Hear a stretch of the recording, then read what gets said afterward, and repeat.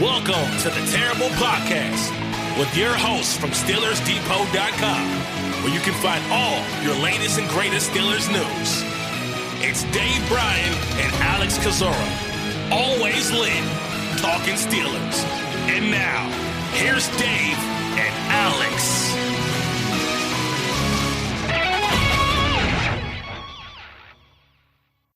Welcome to the Terrible Podcast, Season 13, Episode 11. He's Dave Bryan. I'm Alex Kozora, SteelersDepot.com. Glad you guys are back with us here for this Monday show, which, full disclosure, we are recording here on Sunday night. So, as usual, if some big breaking news happens from now until tomorrow morning, that's the reason why we did not address it. But, Dave, Pittsburgh 2-0 on the preseason. I think you started last episode by chanting, Kenny. So let me chant it back at you this time. Kenny, because Kenny Pickett continues to be the talk of the town 2 games in. Well, Rudy, cost Uncle Dave some money. Wow. They won the game. Good night, folks. 16-15. I should always lead with a score. 16-15 over Jacksonville. Yeah, they won the game. Thanks for coming. I'm like a pig in slop today with the all-22 out. And may I say that Jacksonville does a great job. Very clean tape on that. Makes it very easy to watch. Who has the worst all-22? The Bears, right? I think there is secret Bears all-22 of a better view, which is kind of out there. But the public all-22, if there is such a thing, has probably the worst view for sure. Yeah, for sure. Okay, I have gotten through it on both sides of the football, and I guess like last time, we normally during the regular season, I think we go through the game, kind of not play by play, but close, kind of close to it. But I think with these, we've been doing like offensive side of football and a defensive side of football. And yeah, you hit on it. The big story, I think, coming out of that game, or at least out of the first half, was the performance of one Kenny Pickett. And if you're like me, and I think you are when it comes to this, I was on board with him playing early in the game when he did.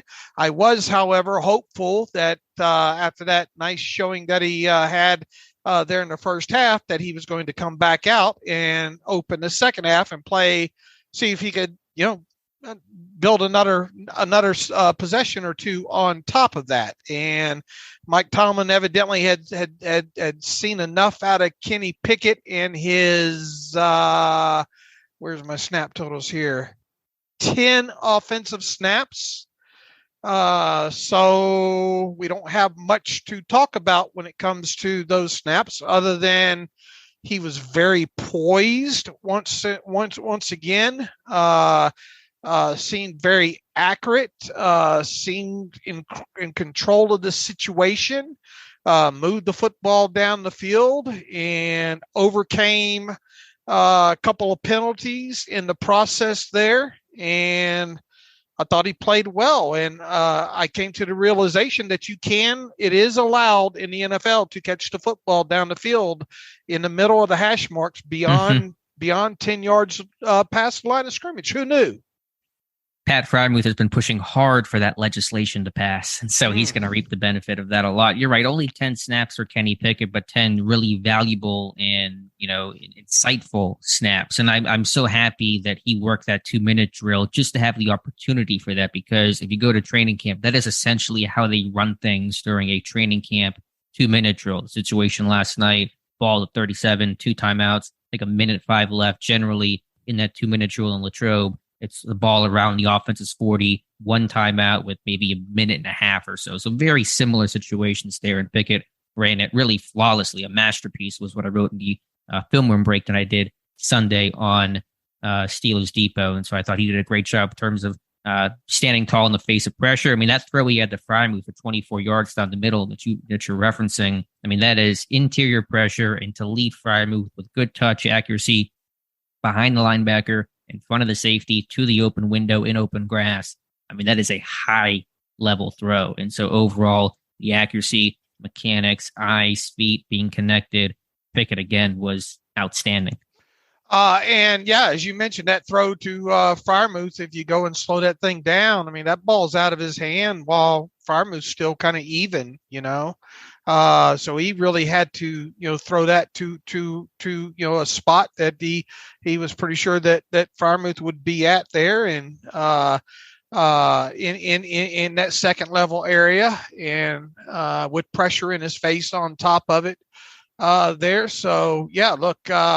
And I thought a couple other throws that he made, the Claypool throw down the field a little bit was a good one. The throw that got one of his best throws didn't even count, I don't think. The throw to Deontay Johnson in the end zone was good placement on his part there, and just really looked very comfortable, if not more comfortable than he did last week at Acrisure Stadium. And, we talked about how excited we were that, this was, technically a road game here. And even though it was preseason, it was different surroundings for him. And going into the game earlier, obviously, than he did the week before. But I thought he handled everything really, really well there overall. And,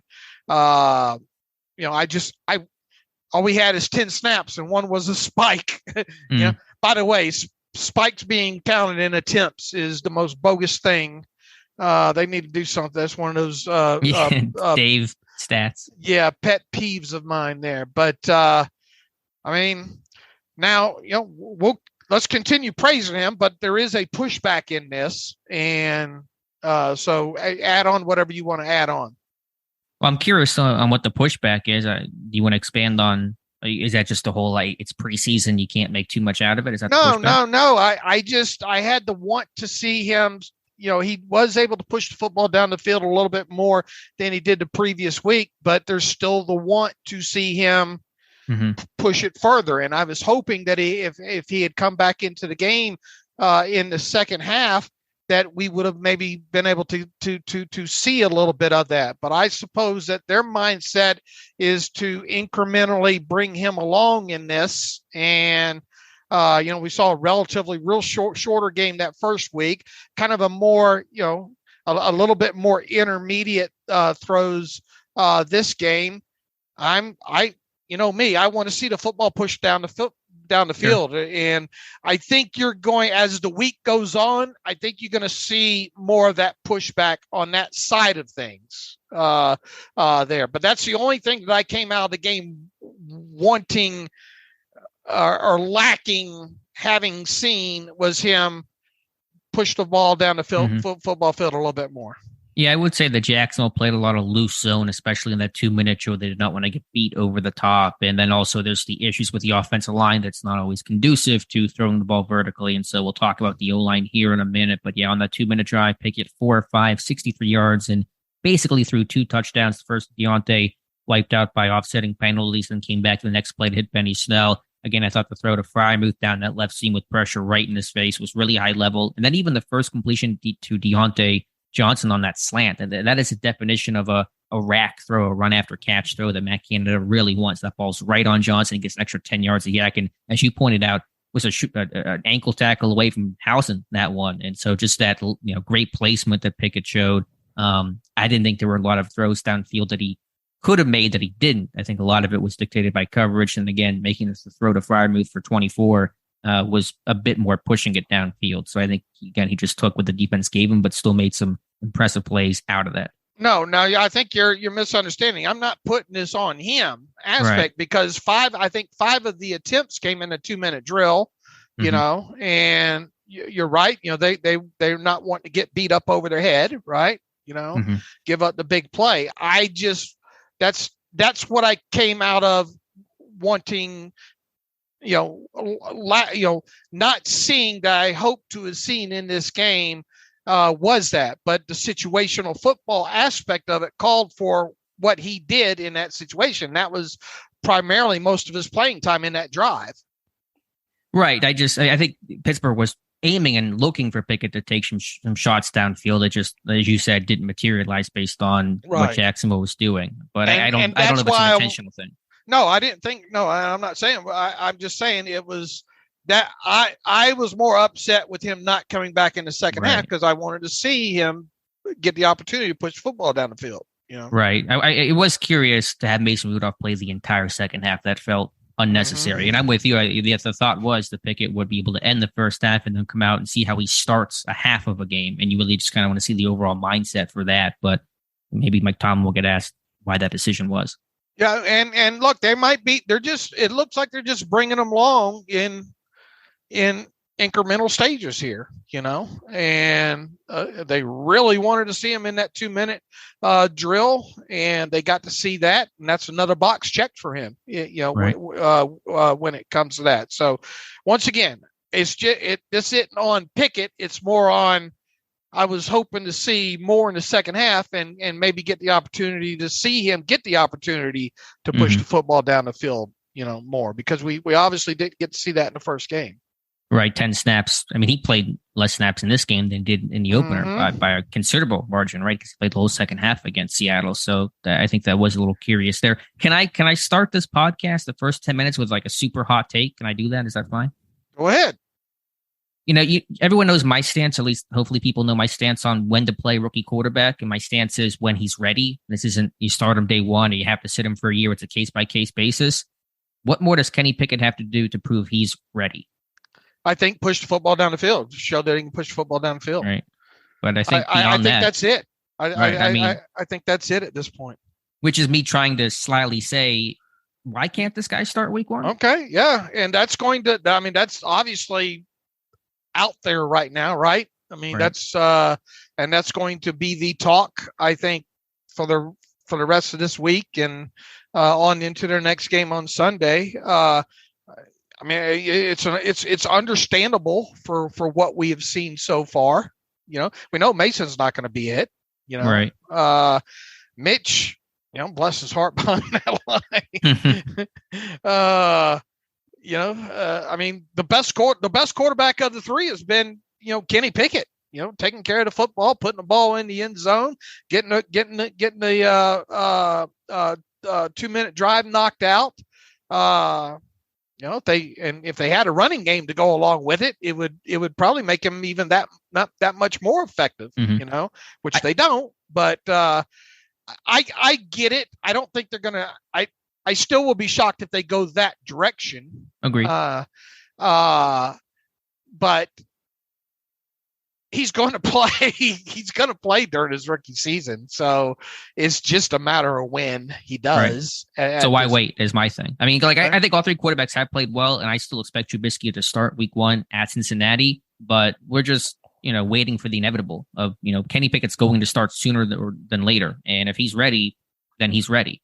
And I understand the situation now. Looking good in preseason action is a different level when you're week one at Cincinnati to kick this year off. He probably won't look as good as he's done so far, 3 incompletions in 2 games. But, I mean, the guy looks pro ready. He runs his offense. He's got, poise, control, confidence. He's got good ball placement, accuracy, good decisive reads. The balls come out really, really quick. I agree he's got to push the ball downfield more, and hopefully we can see that in the finale. But beyond that, I mean, he's showing all the traits that made him the number one quarterback on Pittsburgh's board and their first-round draft pick, 20th overall. So if he's ready, then you play him. And I don't think it's unreasonable to argue that Kenny Pickett should be the week one starter. What he's been asked to do so far, he has done, and he has passed with flying colors. Right. And again, I think the quarterbacks all summer have, there's been up and down play, and Pickett had a slow start to camp, and Trubisky's been a little more volatile, but I think they've all played well overall. But Pickett is your guy. He is your future. It's not Mason Rudolph. It's not Mitch Trubisky. Both those guys will probably be playing elsewhere next year. Rudolph certainly will, and Trubisky probably will as well. So, let's not delay the inevitable. And look, there's no question now that he's going to, at worst, be the number 2. I still have this feeling they're going to deal Mason. I don't know why. I've got this feeling that they are. But and that getting them game planning every week and going through the process of out there in pregame and all that garbage that goes along with it. I mean, yeah, he 5 seasons at Pitt and all like that, but the longer you can delay that, if possible, I'm for. But mean, he's gonna play, Alex. Mm-hmm. We know he's going to play, right? You would think so, assuming that Trubisky, falters a bit, or this team's not, red hot to start off the season. And you're right, there is value in sitting and learning and taking mental reps and going through an actual full game plan week and stuff like that. And that'll be the reason why I'm sure Pittsburgh will say that, Trubisky's going to be the week 1 starter. He's been there, done that, etc. But if we all know he's going to play, then we're just all sitting around waiting for Kenny Pickett. And so why wait? Yeah, and look, like I said, that's what's out there right now, all over social media and the internet, and it certainly is understandable. Right. But looking at the quarterbacks overall, I think Mike Tomlin had the line of the night about evaluating Mitch Trubisky, saying it was frankly hard to evaluate Trubisky just based on the circumstances. These poor quarterbacks will be running for their life. It's a good thing they're mobile because they're going to need to run and run often. Trubisky, as Tomlin said, was difficult to really evaluate fairly because just everything was just, under siege, and he was just scrambling for his life the majority of his reps. Where was the value in playing Mason that long? That's a good question. Again, I think Pickett should have started the second half, at least on the first drive, just to at least see how he handles coming out of the tunnel, right? Coming, off the bench cold and stuff like that. I don't see what you have to gain. Maybe the other players around him, I guess. I don't Unless know. you try to just juice his trade value more and get as much tape out there as possible if you want to go That's down what that I'm rabbit hole. thinking. That's what I'm thinking. So, I mean, what were your thoughts on Trubisky overall in this game? Is it you, Tomlin? It's just it's hard to evaluate the tape.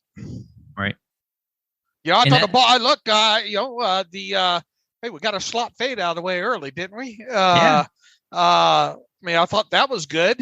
And what other throw did he have in there?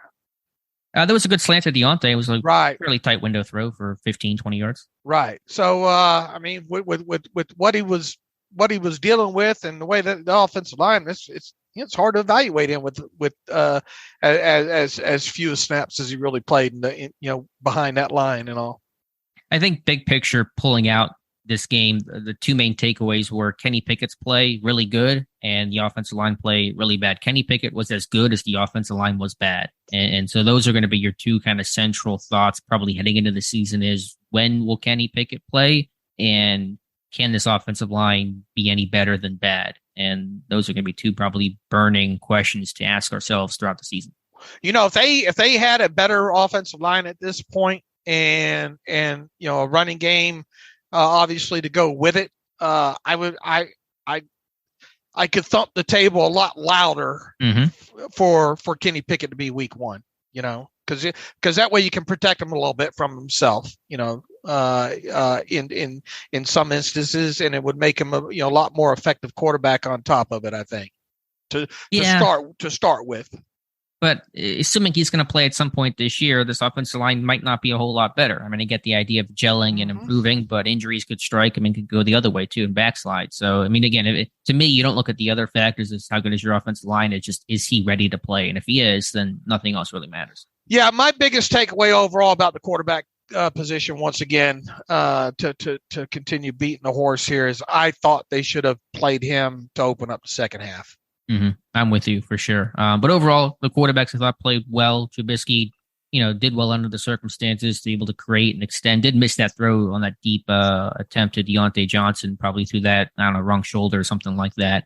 But overall, I thought he held his own. That could have been, 10 times worse. And then Mason Rudolph, I mean, Tomlin's line, and I kind of expected Tomlin to say that's varsity against JV to clean that one up. But Rudolph still did his job, did well, playing with a lot of, third string guys that aren't as experienced as Mason Rudolph is. So that Rudolph played a good game. I don't think it's going to help his cause in terms of competing for anything in Pittsburgh, but just worth saying he did play well. No, to me, the way that game went, I couldn't help but thinking they want to get this tape against this JV team or with the JV squad out there circulating a little bit more. So that's the only real thing I can take away as far as value of what they had to gain in playing him, as long as they did, because you got another quarterback on that roster there that very easily could have used some reps, Yeah, I still don't think Oladokun was ready to play in a game, but again, it goes back to Pickett could have played more the third quarter than Rudolph finishing that out. That would have been fine. Oh, you mean like Bart Houston? And I mean, some of these guys they've put in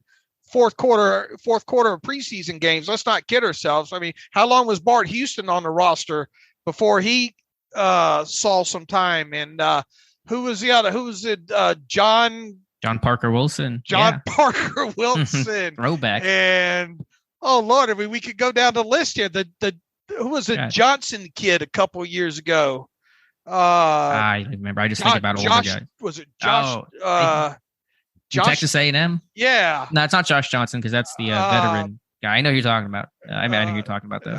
But I mean, you see where I'm going. I mean, but those guys got practice reps. Those guys got reps in practice and in non-scout team scenarios. How many? About as many as maybe Oladokun has had at this point. I think it'd be more because those were still Ben's off days and things like that. And I mean, Josh Dobbs got 88 reps last year, and Oladokun got 19, and that was scout team work at the end of this week. So I understand them not playing, but it wasn't play Oladokun or play Rudolph the entire second half. It could have been Kenny Pickett playing a bit more and then Rudolph finishing it out. Okay. Yeah, I agree.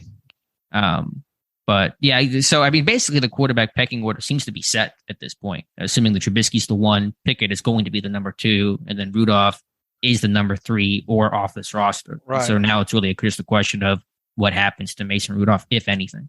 Right. I would agree. And you're still in that camp of they're more likely to deal him than not if you had to pick a side. If I had to place the money down, I'd place the money down on him being dealt. Just that's been my gut feeling from the moment they chose Oladokun in the 7th round. Okay. I'm still in the camp of they'll keep him, but I think they'll listen to calls and you never know what could happen. Certainly something attractive could come along. Injury could occur. Some team ups their offer. Boy, did you watch the Rams game? Yeah.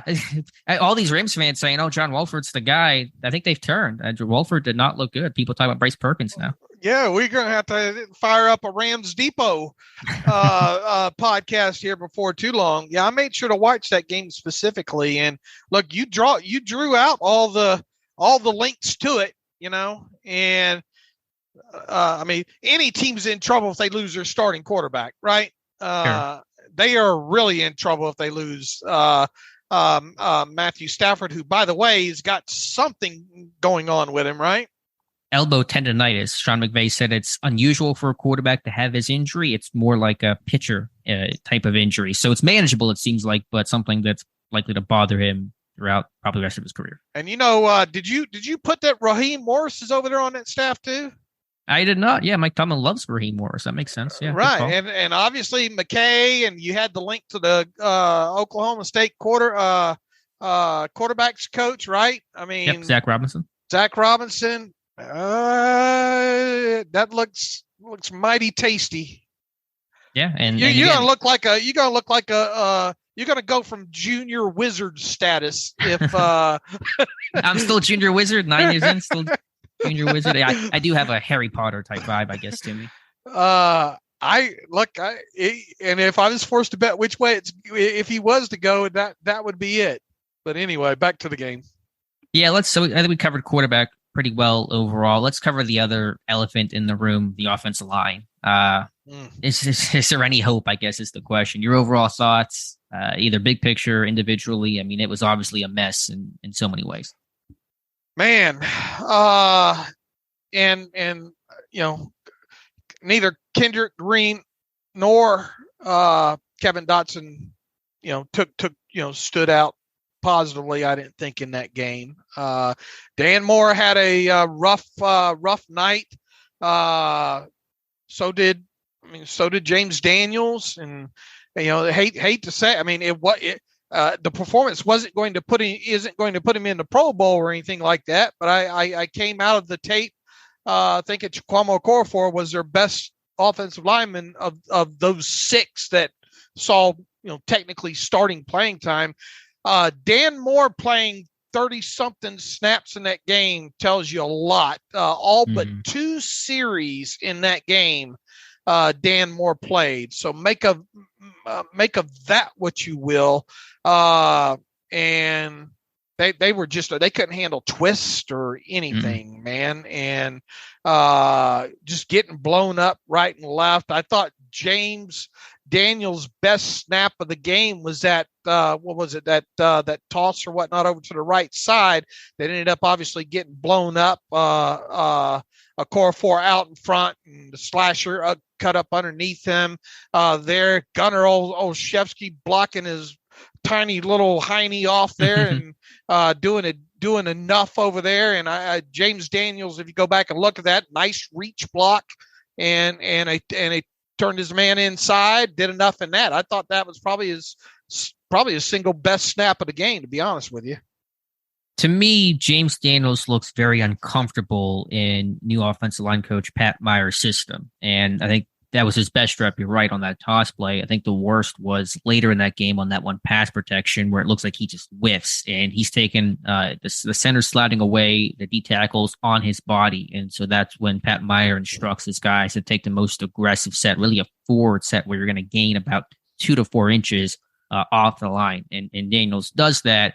But he does a two-hand punch, which is not generally what Pat Meyer teaches. Usually it's independent hands, high-low type placement, and then Daniels is leaning and misses on that punch and gets beat, opens his hip, never moves his right foot off of that. So it just feels like some of the things that Pat Meyer wants to do seems very uncomfortable to James Daniels. Hopefully he gets more comfortable as the season goes along, but really poor there. I thought Dan Moore struggled with his two-hand punch as well. He missed a lot around the edge. Guys would dip him and then get past. And I thought, really, I'm still going through some of the tape, but honestly, from what I've seen so far, Kendrick Green played better than Kevin Dotson. Neither of them played well, but right. Green was better than Dotson, which is a scary statement to say.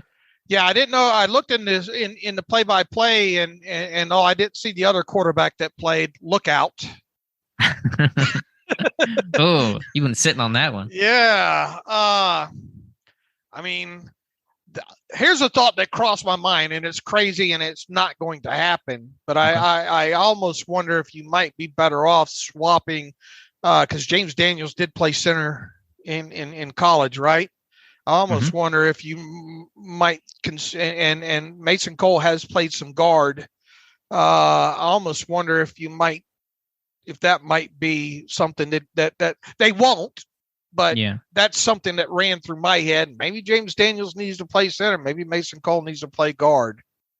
A thought that I had was, and I guess this would only work if Kevin Dotson was your starter, to flip Daniels and Dotson, but this just seems so late in the process. I just wonder who's more comfortable where. I mean, Dotson's obviously a natural right guard, and Daniels has played left guard before, but I don't know if that's his natural spot. I expect all those guys to stay. And Mason Cole has been, I think, solid enough at center. I think him and Chukwuma Okorafor has been the best two offensive linemen. So I don't think they want to move those guys and see how it goes. But yeah, Dave, the thought that ran through my head is Cole to left guard, Daniels to center, and then Dotson back home at right guard, and see how that. Now that's Bleacher Report speculation there, Bleacher Report level speculation there. From myself, but I mean, it's just that crazy thing that ran through my head. Yeah, to me, I mean, I said Green played better than Dotson because Green was at least seemed to be following some of the Pat Meyer teaching. Dotson just looked a wreck in terms of just not finding work and being late to help the tackle and doubling over. He was really top heavy in this game. He just looked technically all over the place. I thought Green did better technically. There's just still some work on hand placement.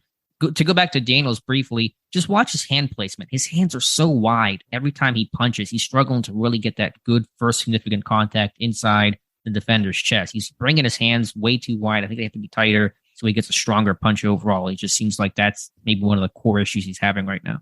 And when you look at the end zone view where you can see directly, not looking at their backs, with Dan Moore, he lets hands inside of his chest way too much. Yeah, I think you're right. You said what he gave up his chest too often, I think was the phrase that you used. And you're right. Again, I think he's missing on his punches. And I'm seeing a lot of two-hand punches, which is typically not what Pat Meyer teaches. I mean, sometimes there are times where he tells guys to do it, but I'm not seeing the independent hands working often enough. And he has problems with that speed too, to the edge. And boy, that Jacksonville front looks good, right? I had a little green with envy there a couple times in that first half with Arden Key and You got Josh Allen, yeah, and the first round draft pick, and a couple of their linebackers seem to be flying all over the place there. But yeah, the fact that they played as long as they did, and obviously Dan Moore playing as long as he did, and the tape's ugly. I mean, it's just flat out ugly. I mean, none of the run. I think that 8, 9, 10 run by Steven Sims? Yeah, no, the other kid, Warren, was about the best blocked run of the night when it comes to a running back. Yeah, I mean, the running backs averaged a yard per carry, whatever the number was. It was really poor overall. So yeah, they were getting hit in the backfield a ton, and yeah, it's. I mean, I think we were quoted on this podcast as saying, can it be any worse than last year? We got to stop saying that. I don't know. We can go back and erase some of that stuff out of there.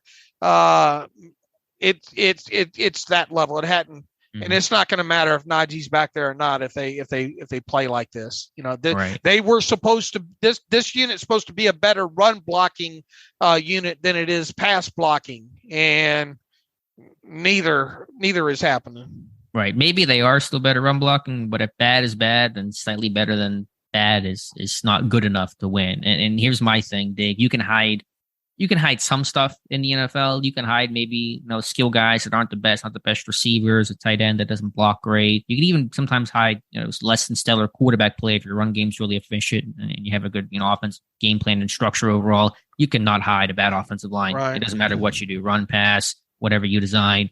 Matt Canada, and you saw it in this game, he's going to call so many sprint right options this year. I mean, he just the one game they booted. Yesterday, they booted 5 times in a row just because you're just trying to get completions and stay on schedule and move the quarterback to try to protect this offensive line. Outside of that, you really can't do much to hide an offensive line that's struggling. That's been true the last 2 years. Yeah, and they better figure something out, whatever that is, in a hurry. And I know everybody's saying, well, you got to go outside and sign somebody. Who?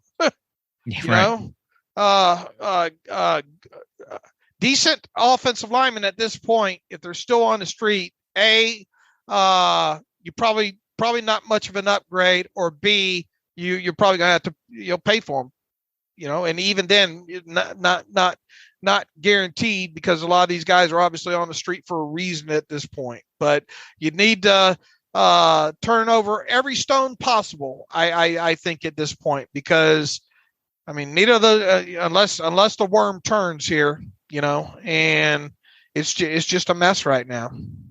Right. I mean, I think this team will look to add somebody, but can you find someone to come in and start seems to be a real pipe dream, even knowing the lackluster play of this group right now. I think they will look to add somebody come cut downs. And you could use more than one, but even one at this point seems a little pipe dreamish, if you will. I mean, what would you rather have, a tackle or a guard? And don't answer yes. That's your answer. I might lean tackle, but you just try to find the best players who are out there. But I'll go tackle if you make me choose. And if it's tackle, it's going to be left tackle, right? I mean, ideally, you want a guy that can play both, that has experience at both spots, and that kind of that swing guy that Joe Haig's been able to do. But there's more concern over Dan Moore. I think Okorafor has been their best offensive lineman. But my old phrase on Okorafor is he's the worst offensive lineman on a good offensive line. He's the best offensive lineman on a bad offensive line. And right now, he continues to be the best offensive lineman on a bad offensive line. I mean, Eric Fisher's a name that's out there, but how healthy is he? And why is he still out there at this point? Yeah, Dan Moore's got some improvement, a lot of room for improvement, that's for sure. I think they're more likely to look at somebody on a roster just from a conditioning standpoint, especially if you want someone to play week 1, which is coming up fairly quick here, and they're not signing anybody today or tomorrow, I don't 21 days from today. So unless they made a move really quickly, you want to get a guy in shape, get him snaps. And so typically you're going to see guys that are on rosters that get cut when they go from then 80 to 53. I think that's when Pittsburgh's going to continue to make some waiver claims. They've been aggressive about adding and changing their third string offensive line with McCollum and Dunkel, and they're going to apply that to more second string guys that may and do make this roster. I thought Dunkel had nice showing overall, but it was late in the game. I haven't gotten to his tape. What did he do well? He didn't. He wasn't as ugly. Okay, that's fair. At that point, you're looking a little less. I'm still watching Dan Moore most of the damn tape. First run through the all 22, but I'm going to dig a little bit deeper into Dunkel. I didn't think Leglue played all. Leglue might have been the best offensive lineman in that first game, and I didn't think Leglue played as well this time around. Yeah, he got beat around the edge that resulted in that Rudolph intentional grounding / safety, and so that looked to be his worst rep. I don't know how the rest of that game went, but yeah, I just saw the snap count you posted. 39 plays for Dan Moore, 68%. That's a clear message of we were not happy with your play, and you're going to keep playing that game out. And let's see, Trent Scott played 29 snaps in that. Daniels and Okorafor played, I guess, I think it's one or two more, one or two less series. They each played 28 snaps each with Mason Cole. So whenever that group left, they left. Cole, Okorafor, and Daniels all played the same amount of snaps. I could have sworn that Joe Hague did play in this game. I don't see him on the list, though. Am I missing him? Unless hold on a minute, I'll tell you. I'm looking at. I don't see him on the list that you have. I assume that's the complete list. I could have sworn I saw him at one point during that game. Let me check what PFF had. No, I don't think PFF stuff is up on the offensive side yet. It's not. Okay. What did Tom see have? Tom have?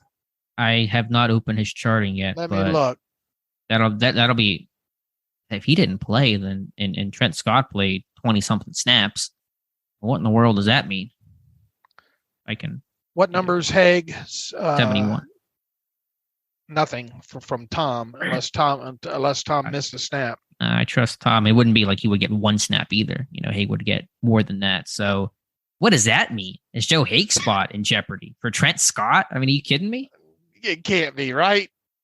I mean, they rotated guys, Scott and Hague earlier in unless camp. Unless Hague was dinged with something. Maybe that was it. Maybe there's something we don't know. I don't know. I don't know if he dressed or not. We'll have to. Now you're going to give me something that's going to keep me up till 2:00 because I'm going to have to go through the TV and all 22 now, play by play, to find out if I can see him on the sideline. Yeah, let's see if I can maybe scroll through really quickly. I mean, let's assume if he didn't play and he was healthy, what does that mean? I'm going like Brian Windhorst on you. What does it mean for Joe Hague not to play? Why is that? I don't know. What does it mean? Who is that person you just said? Joe Hague or Brian Windhorst? Brian Windhorst. Yeah, that was the ESPN report. I'm looking at a sideline shot. I don't see Hague standing with the rest of the offensive linemen, but I can't say conclusively if he played or not. I'm not aware of an injury that he had, and there was no mention of him not dressed. Or I guess he's easy to miss because not many people think about is Joe Hague playing tonight. Because what better message would there have been instead of? I would have put Joe Hague in at left tackle and explored that option instead of grinding Dan Moore to a nub. Mm-hmm. Yeah. So that's something to certainly watch. I'm trying to look at another play here. I'm not seeing him, but I can't right now say whether or not he did dress or did not dress. All right. We put an all call out on the podcast to find out the green dot and all like that. So if anybody spots Joe Hague, let us know we're on the tape you spotted him. Right. So anyway, but bottom line is we've got an army almost as big as the KISS army. No, not that big, but close. That we can utilize. So let's utilize our listeners here. All right, good deal. If you saw Joe Hague standing somewhere, if you were at the game and have some shots of the Steelers sideline and you see a 71 or somebody who resembles Joe Hague in street clothes, then let us know. But either way, Joe Hague might be on the milk cart, and so is the Steelers' whole offensive line. They're missing in action. They were just abysmal, and that's going to be your biggest concern going into the year. All right, where to? Let's talk running backs. And again, just in the way that it was tough to evaluate Trubisky, it's probably tougher to evaluate some of these running backs. Benny Snell did get the start in this game. Najee Harris did not play, then followed by Jalen Warren, then Anthony McFarland, and then Mateo Durant and Rex Borghi finishing this one out. So Benny Snell, certainly a guy that a lot of Steeler fans want to see off the roster. I still like his chances, and seeing him start that game, I think, is a good sign of his roster security. Yeah, and look, was he perfect in this game? No, I think he you might have missed a pickup assignment that got Pickett. I think it was on the Firemouth throw. If I'm not mistaken. May have missed something there. Had to go back and fine tooth comb. Maybe he was expecting, but I mean, it looked like a miss on his part there. Outside of that, and outside of not having anywhere to run in the game, I can guarantee this. I posted the TV shot last night just to kind of needle people a little bit. That effort that he had on that touchdown is going to get shown in the meeting room. For sure. That was a hell of an effort on his part to score there. Also, that hit on special teams is going to get shown by Danny Smith there. So we talk all the time about special teams value and, Mike Tomlin and liking Benny Snell football. Now, look, can he be unseated? Yes. But in my next 53-man roster, spoiler alert, Benny Snell is still going to be in there. Same, but I think... And also with your Anthony McFarland gunner. He was not the starting gunner this game. That experiment is over. Your gunner breakdown there. From where I sit right now, I have Benny still on the 53. As far as what I think, and it's always, we always got to qualify these things. We put these things together because of what we think the team's going to do. Right, and I think they will keep him. And I think Jaylen Warren has moved ahead of Anthony McFarland. I think he's done more in pass protection. He's done well as a runner. He's done well on special teams. He's created value for himself there as a wing. He's got a real fearless edge to him, which I think Pittsburgh really likes. So I guess I might spoil things briefly because you can already kind of tell I'm going to go Harris, Snell, and Warren as my 3 running backs on my roster prediction. Same. So anything else there from running back? I mean, it's hard. They didn't run the ball a lot. Durant putting that football on the ground. Luckily, it bounced right back up to him. But that was he even touched? Was he touched by somebody? And they even called it an aborted snap in the in the play-by-play. It's listed as an aborted play. But you can't do that. I don't even know if they'll spend time with him making them babysit a football week. But you can't do that. And he got yanked right out of the game right after it. And Borgie came in, I think, for a snap. Then Durant went back in. But it's the guys that we just talked about that are in the running. 4 guys for 3 spots. Right. So that wraps up the running back room. Let's move to wide receiver now. Deontay looked good. Chase Claypool, big slot. I still have some questions about Claypool in the slot, more underneath, intermediate, choice routes and things like that. But him vertically is going to be a real mismatch and headache for opposing DBs. And that slot fade, that chop route, they call it, is a great example of that. I agree. And maybe you can do something while you bring Calvin Austin III along with maybe supplementing Gunner and Chase in the slot in certain situations. Right. Yeah, they ran that slot fade to Chase during the week. Remember, he caught that one pass from Trubisky, and they do it in the game. And it wasn't the best thrown ball by Trubisky, but Claypool came back for it. And that's a guy that has to win those 50-50 balls. Absolutely. He did not do it last year, and he did it there. So that was a good sign overall. What do you think about the Deontay push-off? I thought it was ticky-tack. Yeah, the KDK broadcast showed it well. There was a push-off, but their feet got tangled up kind of at the same time, so that made it look worse than what it was. The receivers do that stuff all the time, so just kind of unfortunate moment with their feet getting tangled up. And Deontay was just a shoestring away from taking one to the house as well, too, in that game. So I thought he was fine. Pickens didn't get an opportunity really to do much of anything. Except send somebody for a ride with a mule kick after Mason hit him on that short pass, got him blown up a little bit there. I mean, the opening throw and route was nice from Pickens, from Pickett to Pickens. He just didn't really get an opportunity to really show anything overall. Sims continues to be, I think Sims is going to be on my practice squad now. So I don't think, I think Boykin gives you more in a special teams phase still. So I would have him on the 53, and I would have Sims as at least one, probably two wide receivers on the practice squad right now. The other one, I don't know. Snead keeps showing up, making plays, doesn't he? Yeah, the Tylers in the second half, that final drive showed up Tyler Vaughns and Tyler Snead. I know Snead was working a lot of underneath and kind of boot game type of stuff, and Vaughns was kind of working more side adjustments, comebacks, and things like that. But both were really effective. So, I think Vaughns in particular is pushing for a practice squad spot. But I thought both guys made plays late in the game, and just good. I'm a big softie for the Snead's the undrafted rookie tryout guy. Just to see him have that moment of success is really cool.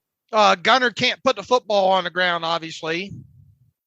Yeah, that was what the fourth down jet play. I mean, it was, even if he hadn't, it was a penalty by Rader, but still to the principle, got to take care of the football. I mean, Gunner's a tough son of a gun. That crack toss, he was trying to crack Trevon Walker, which is the number one overall pick. And that's the one downside to a smaller slot guys. That run game stuff might be tougher to do. A Claypool in the slot can maybe give you more of an advantage there. There was 100% effort in that. The results obviously were what you, but he held them off enough. I thought he did a good enough job to at least give that thing a chance to crack the side there. Yeah, I think overall the effort was there, and I think Gunner's a tough customer overall, so you can live with that kind of stuff. I felt, and it was tough to tell because they didn't run the ball much in this game, and maybe this is me trying to read into things and see what I want to see. But I had kind of a George Pickens effect. I saw Deontay mix it up on one run block on the outside. I just kind of saw it. And Frisman Jackson's been really coaching this stuff hard. But there was one play where Deontay was not as effective as Pickens, but a little scrappier. So I just think it's a George Pickens effect of, that guy's going to be just a dog in the run game. Other guys are going to respond to that. All right. I like it. Anything else from receiver? I think that probably covers it. Yeah. I mean, once again, you wish that touchdown would have stood. You wish that Deontay would have broke that one. On that inside, dig or whatnot there. But I mean, other than that, and the penalty, I thought it was ticky tack on Johnson. Claypool coming down with the slot fade was good to see. I mean, not a whole lot negative there, I don't think.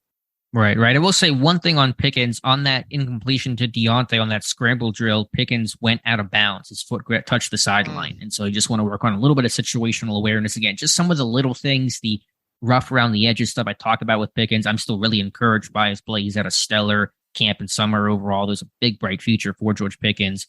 But just one of those small detail things of, hey, you got to stay in bounds on that scramble drill, know where the sideline's at. Snap count wise, Snead had 16. Christian Blake had 15.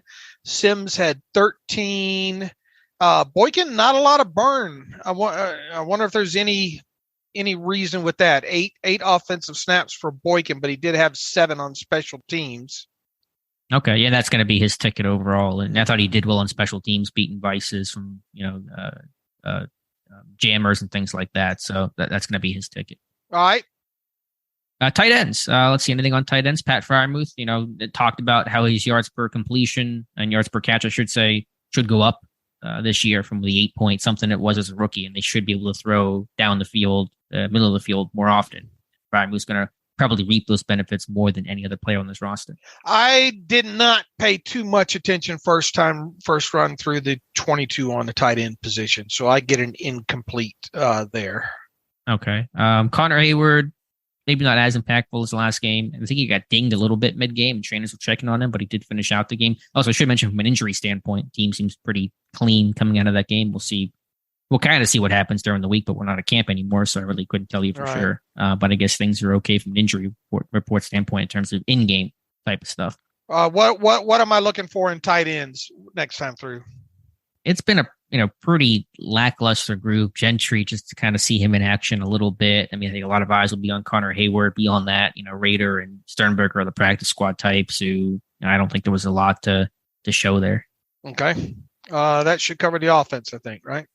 Yep. All right, let's move over to the Steelers defense. So just overall, a big picture, just a better job. Run defense overall was more impressive, keeping the score down. I think Miles Jack talked about needing to win on third down more. I thought Pittsburgh did a good job on the opener, winning on possession downs. They struggled more on possession downs defensively in the first half, especially. in this game. But what are your some overall thoughts about specifically the Steelers defensive line play? I'll tell you, good to see Tyson Alualu back, man. I had a whole terrible take, not too terribly long ago about him, about my concerns, with him. But he is back out there. That's obviously good. He was a couple plays impactful. Obviously had the bat down. That was good to see there.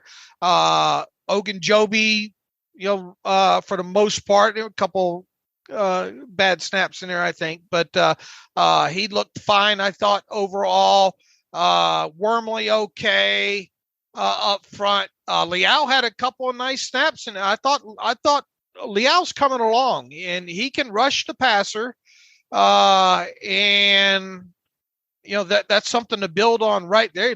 Conditioning looks good, chasing after one of those plays that there was no way in hell he was going to get to, but at least he was running to the football there. So that was fine. I think Henry Mondo is a guy, he's not going to make the 53, but I think Henry's doing enough that he's probably going to wind up on the practice squad again there. And they also ran somebody that might join. I thought Carlos outplayed Khalil when it comes to that there. So obviously you did not have Cameron Hayward in this game. I don't think Loudermilk played. I don't know why Loudermilk did a couple snaps, but that was it. I wonder what that was for. Banged up, or why wouldn't you want to see more Loudermilk? I'm with you. He had the rib injury on Wednesday. He came back Thursday, and I don't think he was in team, but he played in this game. So he was deemed healthy enough to play, but it was maybe 5 snaps. Was it late, or I don't remember. I don't remember him. I don't remember seeing him in the game. He did play. Let me pull up my charting here that I have from this game, if I can do that here quickly. But it was just a handful of snaps. It wasn't all late. It was more second half. But I wonder, he must be dinged up or something still. Yeah, I guess. But why would he play at all if he was dinged up? Right. Unless he aggravated something. Right. So let me get his official snap count. So it was 5 snaps, I think, wasn't it? That sounds about right. It was well under 10. The official snap count I have is at 5. The first one they all came in the first half, actually. First quarter, 1 snap, and then 4 in the second quarter, 2 on that late 2-minute drive that I think Jackson was trying to finish off there. So that was it, though. Just 5 snaps for Loudermilk. Okay. I have to focus in on him next time through. But yeah, Liao to me was maybe the most impressive guy. And my charting in this game, he had 25 pass rush opportunities and had 4 pressures, including 2 back-to-back, got his first sack, and that was really encouraging, even so close to getting sacks last week. So a 16% pressure rate in this game, really high number. And he's got a lot of tools in that tool belt. The actual sack, it was a cross chop to a rip, then comes back to the next play, has an inside spin, gets a pressure. Again, he runs hard to the football. He chased that one screen. I mean, he's moving really well for a guy that's added a lot of weight. Just has to not celebrate after getting a sack in a 2-minute drill, because you got to get back to the huddle, right. Big boy. That's the only thing to work on. But I thought he was, as a run defender, I still don't know much about him, but the pass rush traits are really intriguing. Right. Look, he's got a nice little arm over too. Mm-hmm. Yeah, he wins in a lot of different ways. And so, but the thing I care about the most was just showing that quickness despite adding that weight. That was one of my biggest concerns, and I think he's alleviated that concern. All right. Let's see what else from the defensive line. Guys getting, knocking footballs down. I think a couple of pass deflections from Mondo had one. Alualu had one. Yeah, so I like those guys being active line of scrimmage. Okay. Let's see. From the outside linebacker perspective, T.J. Watt did not take long to get his first sack of 2022. That poor right tackle, Walker Little, not at Stanford anymore, my friend. But you can't single up T.J. Watt like that and expect good things to happen for your, second-year right tackle. Yeah, I've seen enough of that for the preseason now. Yeah, don't even take a helmet or a jersey with 90 on it for him to get his hands on next week. Right, I'm with you there. Beyond that, Avery looked, he was a little out of control, I thought, but he's explosive. He's powerful. He runs really hard. He played on special teams more than I thought he would. I have Avery. Get off underlined three times on my notes. The get off was fine with him. Look, when he wins with speed around the edge. That's how he wins, or kind of twisting back making a move and winning, getting a tackle, maybe the overset and to the inside. Now that cost him a couple of times on the Lawrence scramble. I think that was a man coverage situation there. And if you give up that edge like he did, and when you go inside and you don't get home, that's what you set yourself up for, because the defensive backs got their backs to him, and he off Lawrence goes to the outside if you don't get home. And one other time in the game, he also, I think, twist one inside, but he slipped, and that opened up the edge as well too. So he's got to be cognizant. His get off. In fact, I thought live in real time early in that game, I thought, they're going to call him for offsides there, but he timed it perfectly there. He's got a very nice get off. And he can bend a little bit around that edge, but he's going to beat you with speed to the edge or twist back inside.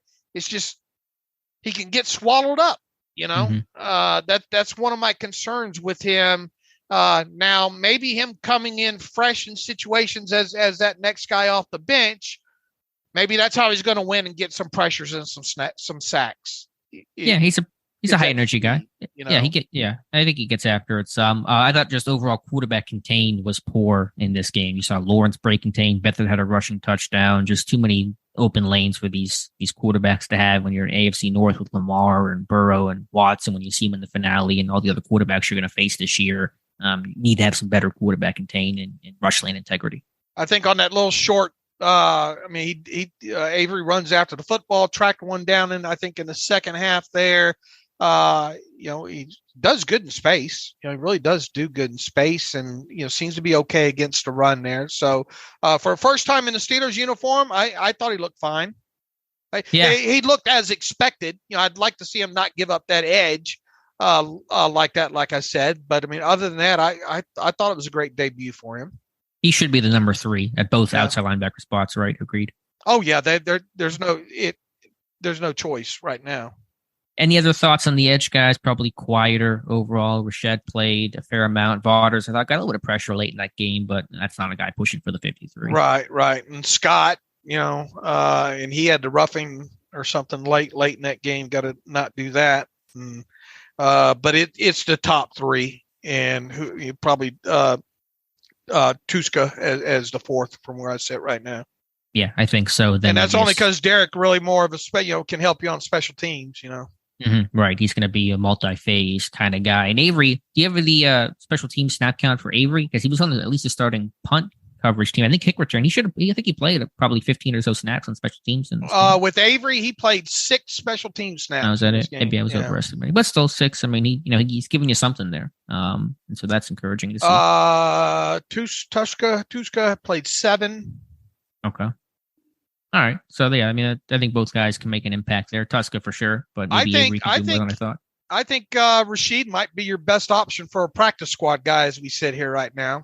Hammaker. Yeah, that's where I'm leaning to. So it's not great, but if you have Avery as your number 3, you could do worse, you could do better, but I think you can live with that and just hope that Highsmith gets back healthy and those guys, Watt and Highsmith stay relatively healthy. All right, Dave, let's talk about the inside linebackers. Mark Robinson. Oh, I'm so excited about Mark Robinson. I'm just getting geeked about watching that guy run around. I love the Brian Baldinger breakdowns, and he gets a little 22 first, so I'm jealous of that. But he's been really loving on Mark Robinson, and just, he has the mentality of a Pittsburgh Steelers linebacker. My thought is not every Pittsburgh Steelers linebacker that can hit has been successful, but every successful Steelers linebacker has been able to hit, and this guy can hit. And the all-22 really, the TV tape, I don't think does, and he made some plays on the TV tape that stick out, but the all-22 really brings him to life. It really does. There's a good, 10 plays at least with him showing some effectiveness and physicality and getting off blocks and mixing it up. I think he likes to talk a little mess too. Down there a couple times getting off piles, but look, they might have something in this kid. He's making the roster, I'll tell you that.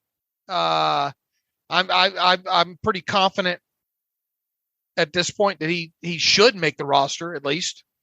Yeah, I think he's very much in control of that, one of the backup inside linebacker spots. I think still some work to do on it as a special teamer. I think he's just a little uncomfortable there. Probably didn't play there much because he was probably starting running back in school. Then he was playing starting linebacker last year at Ole Miss. So I doubt he's really had a lot of exposure to it. But I mean, this guy, he's got good instincts. He fills hard. He plays to run aggressively. His run fits overall. He's not playing out of control, but he is still playing aggressively. He can tackle. And man, that late crosser they threw literally sent that receiver, I think his name is Tim Jones, sent back 3 yards in the air. I mean, that dude is just flying. And Robinson has that kind of hit power that you're not going to see from a lot of these Steelers off-ball linebackers.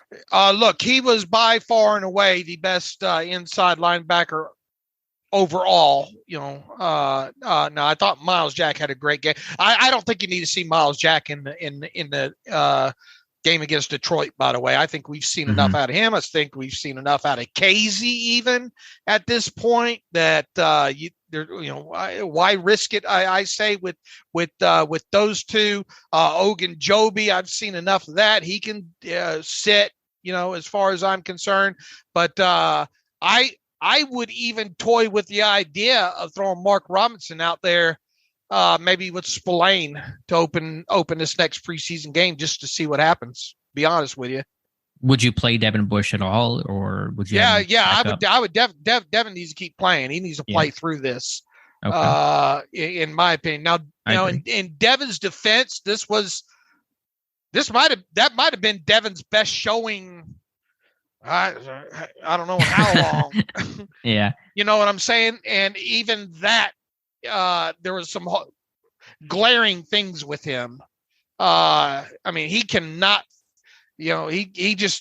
Robinson can fight, get off blocks and has the want to, Bush does not, but Bush still managed to make a couple plays. So I want to make sure I point out that I thought Devin Bush played well. I mean, I thought Devin Bush, this was his best game and I don't know how long, but I don't think it was good enough though. Yeah, it's damning with faint praise. It's kind of where it's been. It was better. I thought he was better, but I know you had with the joke of run to the light, Devin Bush. He's getting washed a couple times, and that's always going to be an issue. Run to the fight and run to the light. Yeah, run to both. Yeah. Maybe he was running to the light. Maybe that was the problem. Not to the fight. Yeah. You can't.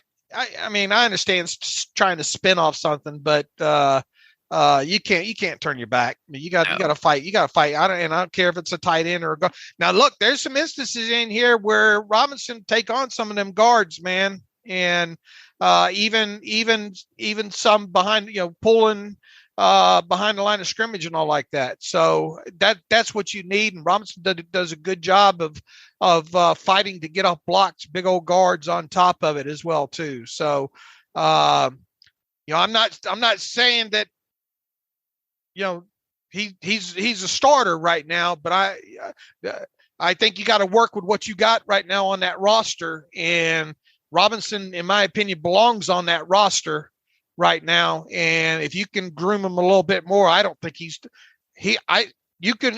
might see him get some meaningful playing time as a rookie.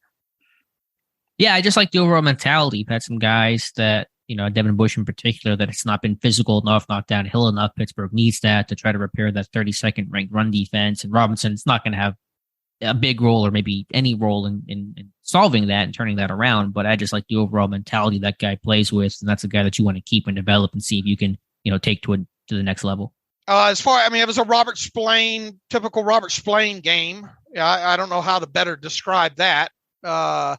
I didn't think he played bad at all. It was a Robert Spillane game, Yeah, and then Buddy Johnson. It was a Buddy Johnson game where it was fine, I guess. I think Robinson has outplayed him. I think Johnson's still a step slow to most everything. He's a good tackler. I'll give him that. But beyond that, I don't see a lot there with him.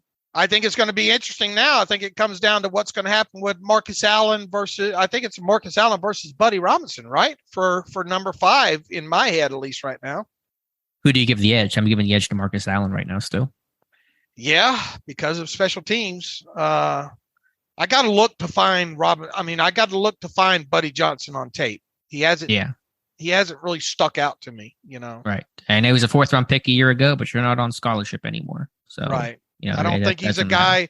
I don't think he's a guy unless he just blows up or something in a finale or something like that. I don't think there's any issue with trying to get him to clear waivers to the practice squad. No, I don't think so either. If someone wants to claim him, be my guest. Have at it. Secondary play overall, the corners, getting a lot of Levi Wallace in this game. I thought he played, decent overall.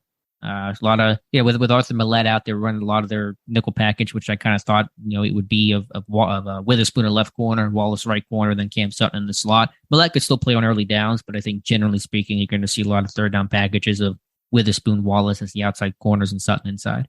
I think Witherspoon's heard enough of people saying with the business decisions, he came up early in the game and lowered the shoulder, made a nice tackle out there on the edge there overall. So, boy, that ball, I'd like to know how far over the head of Cameron Sutton that one pass from Lawrence went early in the game. It couldn't have been much, right? Yeah, like skimmed almost through his hands. Lawrence was great in that game. He was so pinpoint against Pittsburgh zone. He was really, really on point, and he made a couple of nice throws along the sideline. Let me go back real quick. It's not that I thought Miles Jack played a fine game. I just was hyper focused on Mark Robinson. Miles Jack always seems to be in the right place. All right. He has it seems like a lot of gap integrity. He's good at decisions to go over or under in certain situations when trying to decide which side of an offensive lineman or something to go to. He's very heady as far as recognizing. And there was the one, did you see the one on I think it was the play action or something, the fake run over to, I guess it was the left, and he went robot on that and did a good job of finding the crosser in that, and the ball didn't go in that area. And then I think one other time there was a play, I think it was him, that there was a pass to a crosser, and he was right there with him, and it took a real good combative catch by the wide receiver on that. And is that the short dig that he caught for like 3 yards? I think maybe it was. Yeah. That's a receiver, right? Jack matched that route really well. Right. And that's what I was saying. I thought he really did a good, you gave up the reception, okay, but I thought he did a good job of being right there on the receiver, and I thought the receiver just really won that battle there. Yeah, if you can match a receiver on that in cut and make the tackle with no yak, obviously you want the incompletion, but just given the difficulty of that matchup, that's a win to me for Miles Jack. And that's why I say I've seen enough out of him now. I don't know. I would much rather see Mark Robinson get some varsity snaps, in this final one, as opposed to putting Miles Jack back out there for the last one. Yeah, Jack shouldn't play in the finale, assuming Marcus Allen's going to be healthy for that game, which he should be. He was very close to full health for this game. Then you'll have Bush, Spillane, Johnson, Robinson, and Allen. That's 5 inside guys for a game. You can go through that do it pretty well enough. Yeah. So Jack should sit this one out, and I think that's well deserved and well earned. And he should be this team's every down linebacker this season. Your boy Carlos Platel with a nice play to end the game. Yeah, he had a break up earlier in that drive, and then had that big tackle that set up the long field goal that Jacksonville missed at the buzzer. So, Platel's a guy with some versatility, played inside, outside, playing as a dime defender, the 6DB and backup dime packages. So I don't know how much really is there in terms of, the upside of it, but a guy that I think has worn enough hats and done well enough to be a practice squad candidate. I would agree. I think the thing that stuck out the most to me in terms of secondary play was seeing some of the big 3 safety packages. We talked last week about, how do you get DeMonte Casey on the field? Trey Norwood's been this team's dime defender the whole time. You're seeing some of the 3 safety packages against, 2-3 tight end sets where you had Minka and Edmonds and Casey on the field. And one of those guys would be in the box, other 2 up high. So I think they're trying to explore maybe more ways to get a guy like Casey on the field. And I agree. Even though I think PFF has him down for something like 3 missed tackles or something like that, for the most part, he's been solid. He comes up and helps up against the run. Will stick his head up in there. And for the most part, he seems to be a solid defender and can play multiple positions on the field as well too. So they obviously can't. I've seen enough out of him now too that I think him and Jack should just sit out this last game. I do think Casey will probably play in this finale, just partially numbers, because Minka's not going to play. Edmonds may play a little bit in this one, but boy, can Casey hit. How about on Ingram. Little crosser, I think third down just drops him. I know he missed at least one tackle. I know PFF apparently said 3. The DB tackling needed to be better in this game overall. But I mean, Casey does shoot low, and so he will miss more because of that. But when he's able to square you up and wrap you up, you go down in a hurry. Right, and I mean he's done that. I mean and you did a great job of breaking that down the film room from the first game. I mean he's definitely making this roster without a doubt, and I think you got to find a way in those certain situations, and possibly in lieu of, obviously one inside linebacker to get him on the field. Yeah, the way they were doing it in this game, it was a bit of a mix, but it was actually a lot of it. They removed the nose tackle against some of those heavier packages, which I don't like, because if you're going against 12 or 22 or 13 personnel, you want your nose tackle on the field. Right. What they were doing last year was they were taking a corner off, because it was usually against just one receiver set, so 22 or 13 personnel, where there's just one receiver on the field. So remove one corner, because you want your best run guys out there. You got a corner to cover whoever the lone receiver is. That seems to be the most logical thing to do. I don't know if they were doing nose tackle to try something different, or just because they didn't have a lot of nose tackles available, because all lose out of the game at that point. They didn't want to play Mondo or Jeter or whatever the case is. But I hope they're not going to. Getting Casey on the field is fine, but subbing him at the expense of a nose tackle in those situations is not fine. Maybe they can do something with him against some of these teams that like to go heavier a lot and have good tight ends. Ravens. Yeah, for sure. I mean, Ravens, you do that a ton. That's what Killebrew was doing last year a little bit. So I thought after a really good game against Seattle, Trey Norwood backslid a little bit in this game. Tackling. Yeah, tackling. I thought the DB tackling overall in this game was underwhelming. Casey missed some, Norwood missed some, Lane missed some. Just need to be better there overall. He was on my 9. People probably wonder, why was a guy that had a good showing in the preseason opener? Why would he be on your 9 players to watch in this second game? And that's because I wanted to see him put back-to-back performances together like that. And he did not. And he did not. Right. So there's a method sometimes to my madness of why I choose some of these guys. And I was hopeful that we would see a better performance than what we saw. One guy who did play well was Terrell Edmonds. He was really active down the line of scrimmage. I mean, it was typical box safety, sometimes running free, but still making plays. So that's just worth saying he had a good game. He jumps off the tape, on that side of the ball in that first half of that game. I really thought he did a good job overall, especially, specifically against the run. And then maybe as a different wrinkle, I know Tomlin's still running the show, but with Terrell Austin as the DC, a couple safety blitzes in this game. I want to get the exact number of the safety blitzes. I know Minka came free on one of them, and Norwood came through. Yeah. I have a filter on somewhere in my charting here, which I don't know what I have, but I mean, there were a handful of safety blitzes, which we did not really see much, if at all, last season. Well, look, if you can mix it up sometimes and put Minka in some situations maybe where they don't expect them to be, you can maybe profit from that. Right. So let me try to count the number. I know Norwood came at least twice.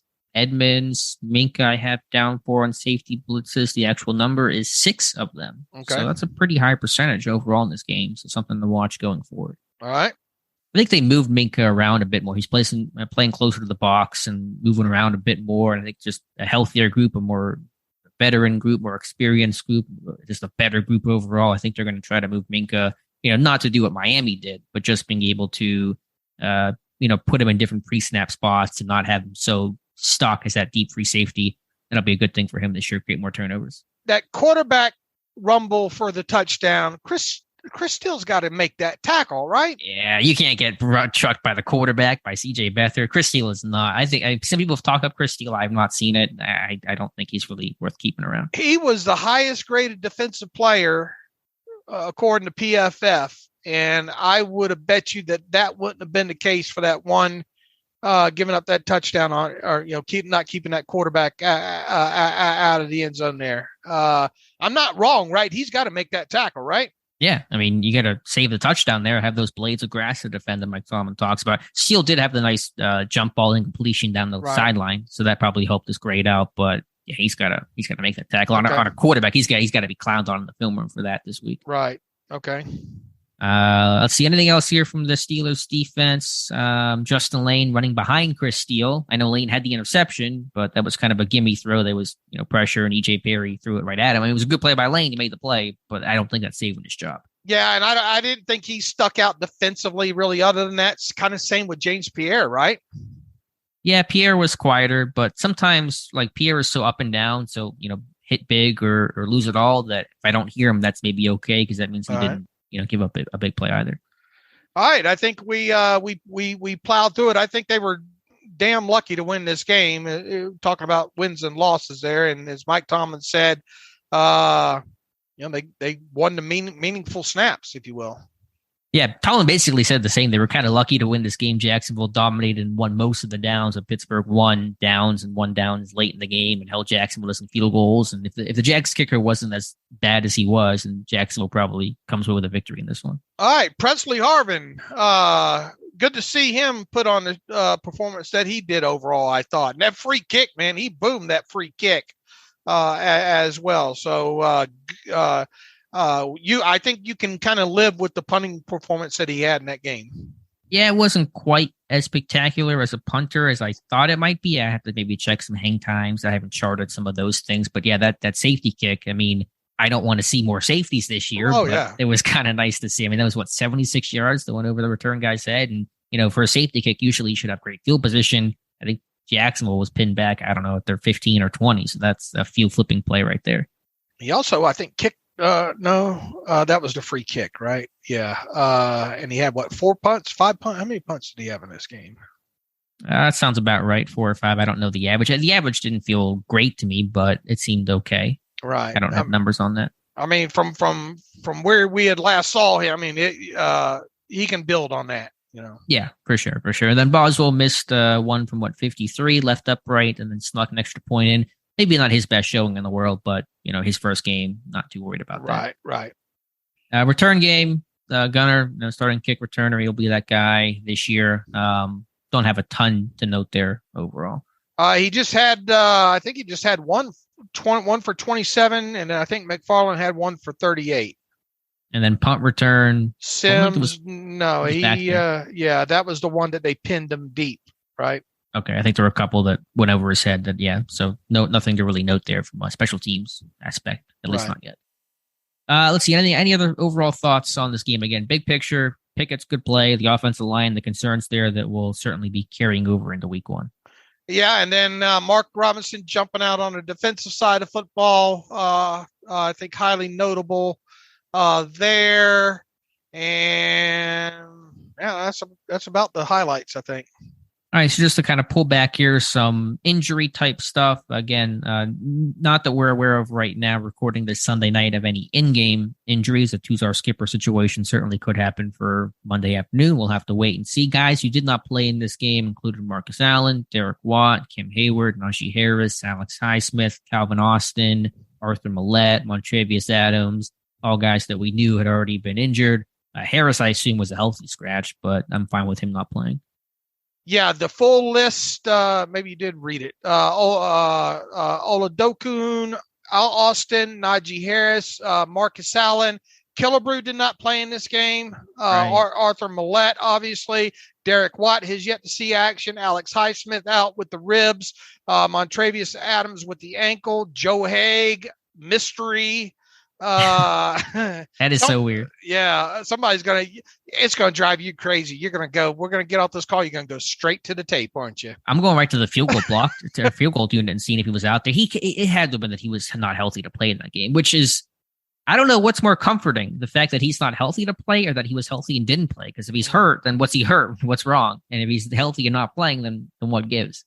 All right, Chaz Green did not play, and Cam Hayward did not play. So a much shorter list this week than last week. And Cam Hayward would have played if not for the ankle the other day. What's up with Killebrew? He was in team. What's his roster odds looking like? They're not looking as good as they were at the start of camp. Is there something with that pec that's going to cause this team to have to carry him on the initial 53 and do a twist around with him? I mean, he's been practicing. If he was that hurt, he wouldn't be in pads. He was in pads. He was in team. Later this week, he's kind of been in and out of the lineup. Like sometimes he's been dressing every day, but he hasn't always worked in team. So I don't know what's up there. Yeah, he did not play at all yesterday. So I don't know. I don't know if they're just trying to manage reps or work his way back. I mean, he got hurt on the first day of camp, and he came back, midway through. So I don't know what's up there. Let's see. What was the simultaneously? Let's see. This is on the 23rd with roster reduction. Okay, it's only the active. This is the week that you can send active PUP or active non-football injury to the reserve list of each this week. Nothing to do with IR here. So this is because they've kind of switched this up a little bit here. So if you had a guy, and this obviously does not apply to the Steelers any at this point, but you can send guys to the active reserve or active. From the active of both the PUP or the active non-football injury to the reserve list of both this week here. So that obviously doesn't apply to the Steelers. So the rule about the whole, if you're going to be a designated to return player, you still have to be on the, week, you have to make the 53 first before you go to IR there. So I don't know. I don't know. If you're saying he's practicing, then, maybe they still think he's going to make it back in the next. You got 21 days still, right? Right. He should be good by then. He hasn't played a lot, so it's hard to evaluate, hard to really know what's happening there. So I guess in terms of the mystery guys, him, Joe Hager, the two, I'm just wondering what's their status. Okay. Maybe that will, as Mike Tomlin says, reveal itself to us this week. Maybe. Or maybe not. And then the one other procedural move, UG3 being released with an injury settlement. So that right foot injury, placing him on IR, and so now he's officially off of injured reserve. That will close the book on him, unless maybe they get in a situation where after his injury settlement runs out and they have a need or something, but for now, there's dead money involved. We'll find out what the injury settlement is.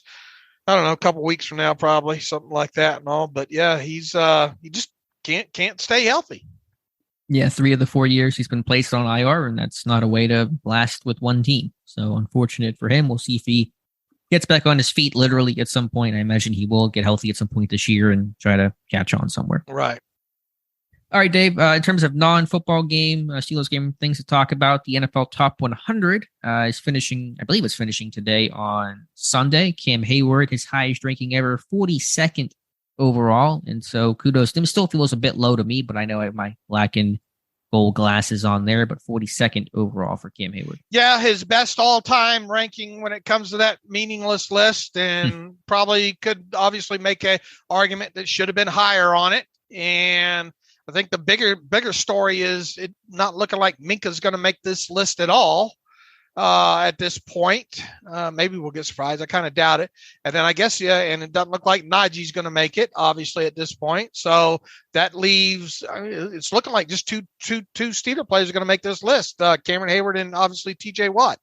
Right. And we're recording this about 9:30 current time. I know the countdown will pick back up at 11 p.m. for some reason. I guess they're going to finish the list out, or kind of, why would they finish the list out? They would be done at like after midnight. Maybe there's another edition next week for the top 10 or something. I don't know. But as of this recording, we know Haywards. We don't know Watts. Watts should be high. He was 9th last year. Where do you think he comes in at? He's got to be higher than 9 than last year. Did he get to top 5? Yeah. I think probably number 5, probably. I was going to say 5 as well. I think I'll say they cheat him a bit, and I'm going to go 6. I'll be different. They should be higher, but I'll say number 6 overall for TJ Watt. All right, Dave. Anything else here to talk about? I think we covered the bulk of it. Camp is over, so I was about to say I'll be back out there tomorrow, but I will not be back out there tomorrow, and so we're kind of in the dark, and we'll see what the injury report is, maybe, and see if this team makes any roster moves coming out of the game. Let's see. You got. I think Mike Tomlin going to at least talk to the media probably for a couple minutes after the practice on Monday. I think Tuesday is an off day for the team, right? Mm-hmm. Yep. And then Wednesday, Thursday, and it's going to be a little bit different because the game on Sunday this week. So I don't know when we'll hear from Tomlin. I'm guessing Friday When will we hear from Tomlin? I believe the schedule said Friday. Okay. I want to say, assuming that it's live stream, which who knows? Who knows these days? All right. How about some emails, Alex? Yep. Let's get to read emails and close out today's show. All right, Shane Glass. What did the Steelers front office learn from scouting quarterbacks in 2019? He says, longtime friend of the podcast, first-time emailer. All right.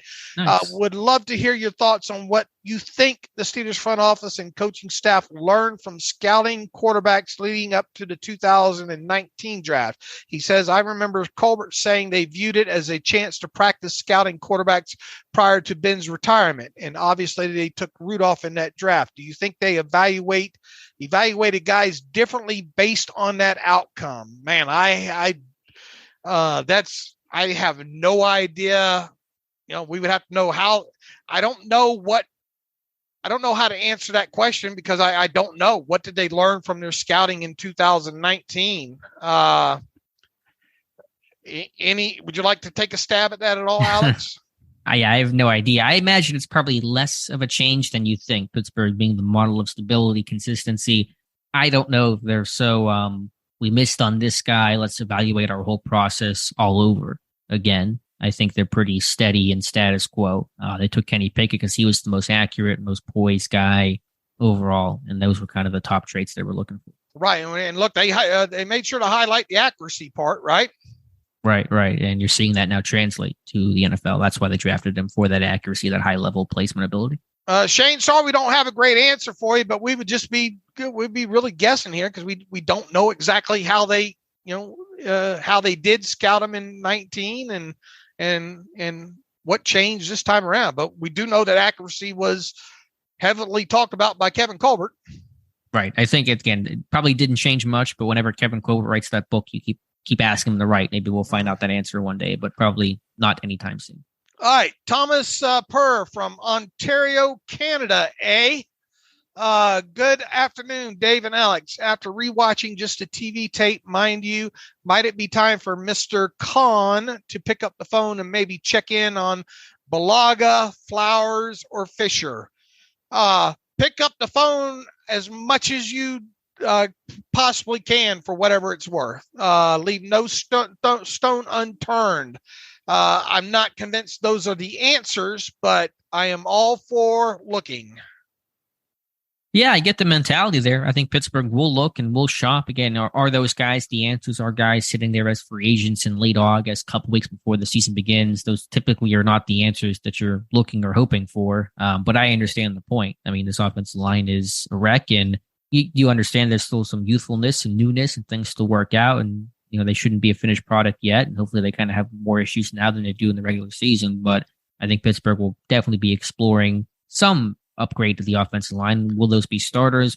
Probably not, but I think they're going to search for maybe some backup options. Thomas adds at the end here, it can't possibly be worse than last year, right? Well, we already kind of walked that back earlier in the show, Thomas. Look, it's not great tape to watch. The all 22 is not fun to watch from the offensive line perspective. I'll tell you that. Yeah, any idea on how to make it better? Is there any ideas even to have to make it better?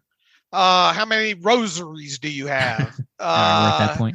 Look, I made sure to retweet it out earlier today from, I think, December. People say I moved Kendrick Green to guard and it get better. And I said, you know what happens when you move a bad center to guard? you get a bad guard. On top of it. Look, I am rooting for the kid because I hate to see draft picks bust, any of them, and especially top 3 rounds, and especially offensive linemen, which this team sorely needs. But right now, Kendrick Green ain't it. And somebody asked me, well, what would you do with him? And I think I believe I'm joking. I believe I might be joking when I said move him to fullback and put him on the practice squad. Yeah. But at this point, who's better, Dotson or Green? I don't have a good answer. I think that's to be continued is what that is. And that's the concern because Dotson did not look really any better than Kendrick Green. And even if one is better than the other, are either good enough. And so far, I think most people would rightly say no. maybe they can put both of them out there at the same time, and the Steelers play with 12 on the offensive side of the ball. Right. Maybe that will help. Joe Clemens writes in, "Hey guys, first off, thank you again for the best pre-draft and training camp coverage around. It's phenomenal, not just for a Steelers podcast, but as an avid draft fan. The Steelers Depot team coverage pre-draft is exceptional. Thank you, Joe. After the second preseason game, the O-line woes are very obvious." He says, "What are 2 realistic moves each of you could do this upcoming week to address the shortcomings before the regular season begins? Cuts, free agent signing, trades. The world is your oyster." Man, there's just not a lot out there. I don't. What kind of shape? Is Eric Fisher an upgrade? I have no idea. Depends on the shape and depends on a lot. So I mean, I think the name of Flowers has been thrown around. A lot of that Flowers tape that I've watched in the past hasn't been great. Who else is out there, Alex? I mean, I know Dr. Mel had a terrible take, ran down some names on there, and even she doesn't think it's, probably likely that they go that direction. It might be somebody on somebody else's roster right now, that would probably be the likeliest. I still think this team's going to add 1 or 2 players that are not on this team right now. Mm-hmm. And boy, offensive line sure would be, you hope might be one of them. Yeah, I think that's looking pretty likely at this point. I think it will be somebody on a roster come cut downs as opposed to a guy on the street, but we'll see. I am going to send over sketches of, you talked about the 12 offensive players, 6 offensive linemen. If maybe we can create a pouch in Kevin Dotson's jersey and you can put Kendrick Green in that and they can have 4 guys. I mean, that might make you 1 decent guard. So I'm going to work on some pouch related jersey designs. You're stooping real low here, aren't you? I'm being stupid. Yeah. Put Kendrick Green in your pocket, huh? Maybe they won't notice. I haven't really given it a long look just for the sheer fact that I'm not convinced that they're going to sign anybody off the street here. Maybe they will.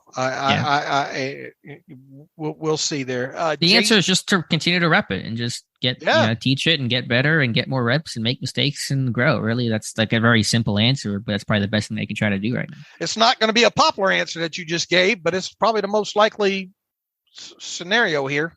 Yep. I mean, you can't get a whole new 5 in there for week 1. So you got the guys you got and they'll add maybe 1 or 2 pieces and you rep. And this is still a new offensive line coach, second one in 2 years, third one in 3 years. But for most of these guys, have only been here a year or 2. So you just hope that you work out the kinks and it gets better. I mean, you definitely play the whatever 5. You play all 6 of them against Detroit, right? Yeah. These guys, no one gets to sit. No one has earned the maybe a core 4 sits, but other than that, those guys need the reps. Jason Higgins on the O-line. Is it too late in the preseason to look for an offensive lineman?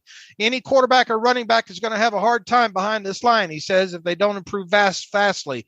I don't feel like we will see the best Mitch/Kenny or Najee have to offer behind this bunch. Understandable, Jason. Understandable for sure. Jeff Berg writes in, my overreaction coming out of preseason game number 2 is OMG. This offensive line across the board looks like they are high school players playing against pros. Very concerning, he says.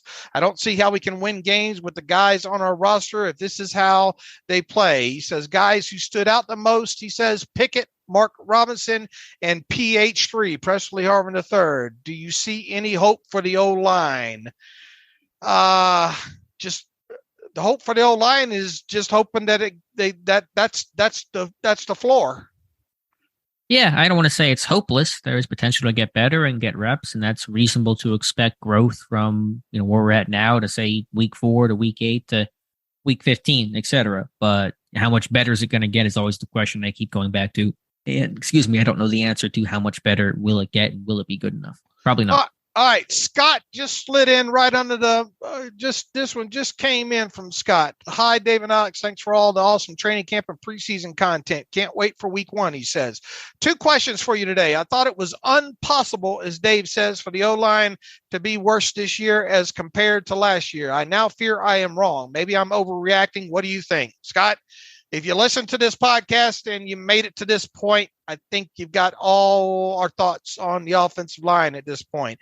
Number 2, given the concerns about Bush, any chance we see the Steelers employ Edmonds on the field to replace Bush as an alternate to deploying spillane. This actually came up in late October 2020 when Bush injured his ACL. But at the time, Keith Butler said they preferred not to do that. He says Alex wrote an article about it on SD at the time. With the availability / performance of Casey and the Steelers showing they may be willing to employ 3 safety sets on the field, this could be an effective option. But my gut is I don't think we'll end up seeing it. Your thoughts, Alex? You've charted this. You've wrote about this. You've talked about it. Carry on. Yeah, I don't think that's really a likely scenario. I understand the point there. I just don't see that being the path that this team takes. There'll be other things that they can do.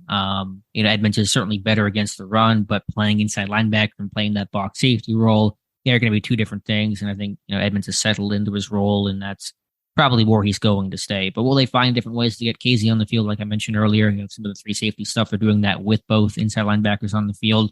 And they want to, they like Spillane, and they think he's a downhill guy, can play the run, well overall. And is he that much worse in coverage than Devin Bush? Currently, I don't think he's that much worse. He's not as athletic, but he's a more technical player. So, again, I think there are ways to do that with Casey. They'll certainly play Edmonds in the box about 25, 26% of the time. But I don't think it's going to be that, I guess, kind of 3-3-5 that you're talking about. All right. I think we're right at about, an hour and a half here. Perfect, right? Yeah, just right there. So, we'll come back for Wednesday. I'll go through the tape a bit more, and we'll see what Mike Tomlin and others have to say. I'm going to watch some tight ends tonight, and I'm going to watch Loudermilk tonight, and I'm going to go It'll be a short watch on Loudermilk. And I'm going to go hunting for Joe Haig. Okay. Because I know you are, and I want to beat you to him. In the meantime, you can follow me on Twitter at Steelers Depot. Follow Alex at Alex_Kozora. Follow the show at Terrible Podcast. Email the show, theterriblepodcast@gmail.com. If you like what we do and want to donate to the cause, go to SteelersDepot.com, hit the donate button. Upper right navigational bar. Also, if you like an ad-free version of the site, go to SteelersDepot.com, hit the ad-free button, upper right navigational bar as well, and follow the directions that way if you'd like. If you watch any of Alex's videos or the Steelers Depot videos on YouTube, all that, what did the kids say, Alex? Smash that like button and subscribe. I hate people say that, but if you could like and subscribe, that's always appreciated. Yeah, smash it and subscribe. Yeah. In the meantime, as always, thanks for listening to the Terrible Podcast with Dave and Alex.